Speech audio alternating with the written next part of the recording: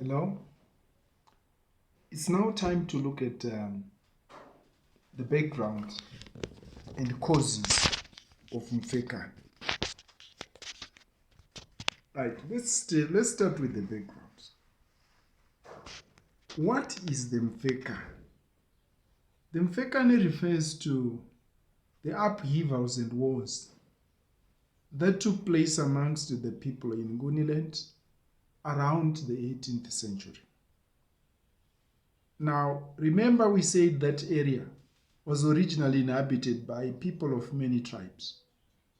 Now, these tribes depended on military power. By 1820, or by close to 1820 there, three states or three clans emerged to dominate the others. These were the Mtetwa of Dingiswai, the Ngwane of Sobuza, and the Ndwandu. But as time went on, the Zulu ended up becoming the dominant force. The other states were either forced to stay there as victims and suffer, but some decided to move away, like the Ndebele of Mzilikazi and the Kololo of Soweto. They moved away. They left the area. Others even lost their lives. Like if you look at Zwide of the Ndwandwe, Dingiswayo of the Mtetwa, they died during the fighting that happened during a time called Mfecane.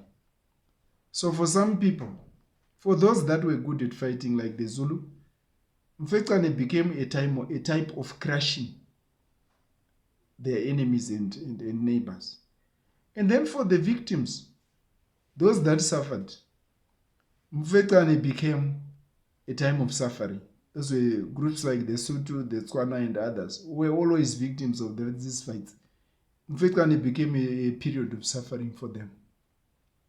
A lot of destruction resulted as the war spread. The war spread to Central Africa, and the death and destruction was experienced at such a magnitude that most people had called it, most historians have caused some kind of genocide which happened in Africa during those years back. So the Zulu state survived. The Zulu state continued to dominate this time of crushing for them, which I said was the time of suffering for those that were victims of that. Now, what caused Mfecane? Mfecane was caused by both economic and political developments. Economic changes such as the fertility of the soil meant that the population began to increase. And as the population began to increase, there was competition for resources, including the land. So people had to fight to defend their land, and people had to fight again to try and expand their land by taking land which belonged to other people. And that resulted in a lot of suffering as people were fighting. Also, the numbers of cattle began to increase, but the pastures did not increase in terms of area. So there was a lot of fighting. Age regiments began to be gathered, and this also resulted in fighting. And then there was hunting and gathering. There was a lot of game, the wild animals. Elephant hunting became very important because of the ivory trade with the foreigners. So that also caused a lot of fighting, because there was a lot of demand for ivory from the Europeans. That meant a lot of fighting. They had to fight in order to control those areas that had elephants, which they could be hunted. Then later there was a drought for 10 years, and pastures were destroyed.